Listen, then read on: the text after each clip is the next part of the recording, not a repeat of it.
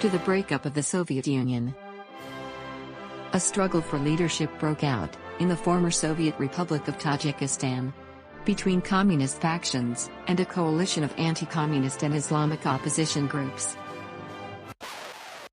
The result was an intense and bloody civil war that in early 1991 spread from the capital, Dushanbe, into rural areas and lasted until December of 1992. In the villages, the political content of the conflict was blurred, so that it came to resemble an ethnic conflict between Kulyabi Tajiks, who supported the communist faction, and Garmi Tajiks, who were associated with the opposition. Kulyabis and Garmis are Tajik subgroups that share the same religion, customs, and language, a dialect of Farsi.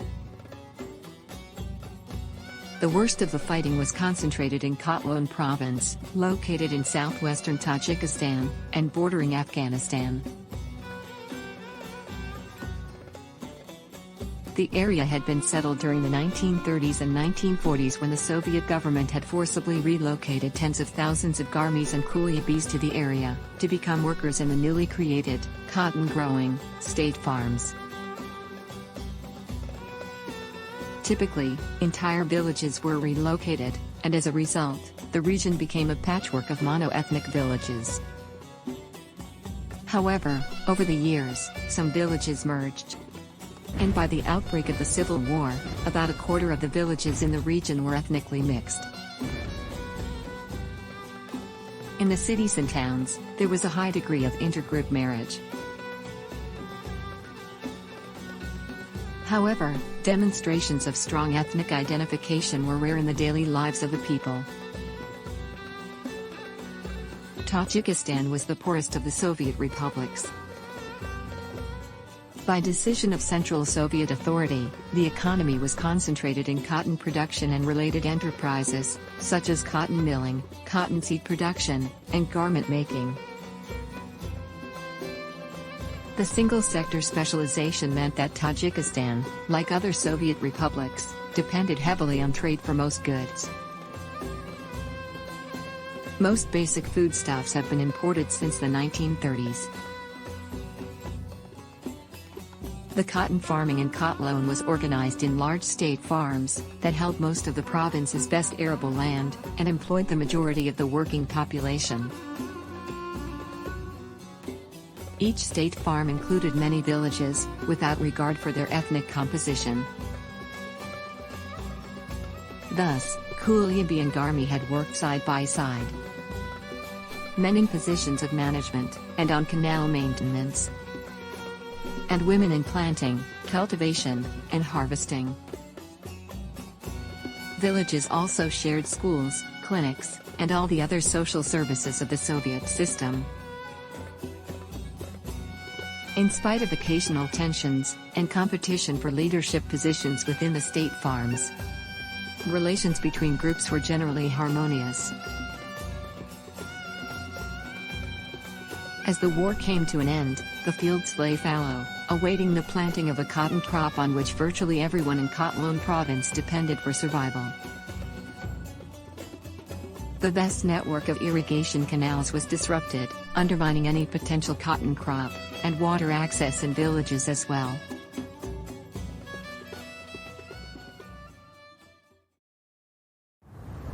During the war, villages became targets of looting and burning, by both sides.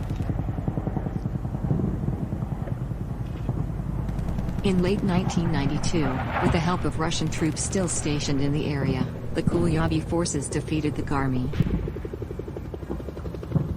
Though damage had been moderate during the war, the victory was followed by a rampage of the Kulyabi militias, during which Garmi houses and villages were systematically destroyed. Many men were killed, over 20,000 homes were severely damaged or destroyed, and many families fled for safety. In many Garmi villages, only the mosque was left standing.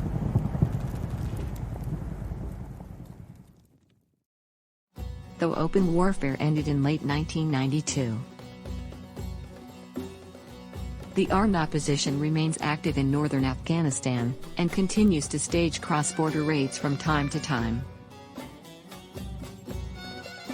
In addition, they control some mountainous sections of Tajikistan. 25,000 Russian troops remain in the country, helping keep open warfare from breaking out again.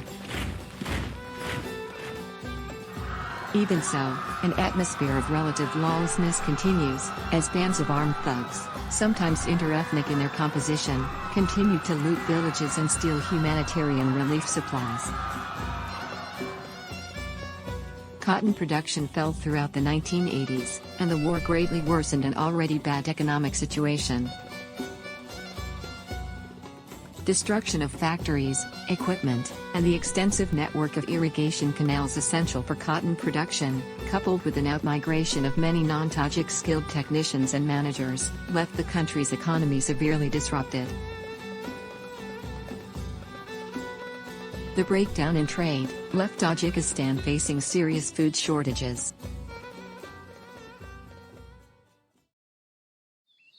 Each household in Kotloon continues to own a small private plot, on which they have always grown vegetables for household consumption and local sale. In some cases, local people of Kotloon took reconciliation initiatives in the period of repatriation. For example, a woman officer of one district government knew her former Garmi neighbors were returning. She prepared food for 3 days and invited these returnees and her Kulyabi neighbors to dinner beneath her garden arbor. Facing each other across her table, they ate together, in what she hoped was a reconciling way. In another village, when Garmi families returned, Kulyabi residents went out to meet them with bread and salt, a traditional symbolic welcoming.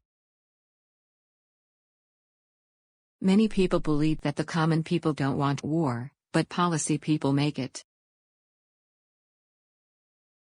Many noted that women have a special role to play in overcoming animosity. As one woman said, "The nature of women is different. She can forget and forgive, but man is a little bit animal, his blood is hot." Others outlined things women could do, including training my children better not to hate, teaching my children and grandchildren not to seek reprisals, not to keep remembering, and not to play war with them, working together on common projects, getting my husband, who was a school teacher, to meet with their teachers to talk about how teachers from both groups can teach better attitudes in school. And finally, women must lead us. In some villages, elder women and men formed committees to help settle disputes over housing when a Garmi family would return to find that a Kulyabi family had moved into their former home. However, many people also put responsibility for peacemaking somewhere else. They shrugged and said, "Time is the best healer." Or, "It will never happen again, because people don't want war." Or, "We have learned our lesson." And worst of all, they have learned their lesson.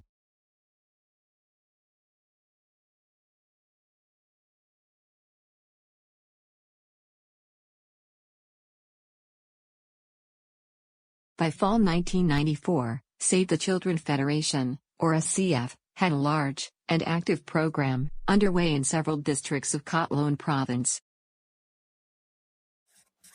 The program provided food payments from Food for Work to village-based brigades of local people, in payment for their labor on the reconstruction of war-damaged homes. The project was successful in supporting the rebuilding of many homes. And this, in turn, encouraged the rapid repatriation of people who had fled during the war. Save the Children Federation staff felt that repatriation was an important first step in reconciliation. But they also wanted to find other opportunities to use their program to promote intergroup linkages and reconciliation. At the beginning of the repatriation process, Save the Children Federation identified two main problems in post-war Tajikistan: a shortage of food, and a large number of damaged or destroyed homes. Although food security was less than optimal in Kulyabi villages, malnutrition was mainly found in the destroyed villages.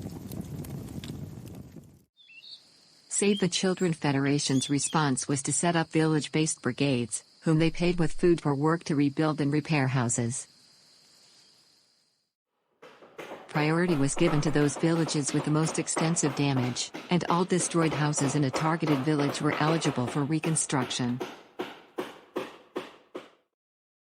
All village residents, both men and women, who wished to work, were eligible to join a brigade. Save the Children Federation surveyed housing to set priorities for repair, and entered into contracts with brigades to do the work. The brigades built houses in the traditional way, using local mud to make bricks for walls. And Save the Children Federation provided roofing materials, donated by the United Nations High Commissioner for Refugees, which supplied these as part of their mandated program to repatriate refugees.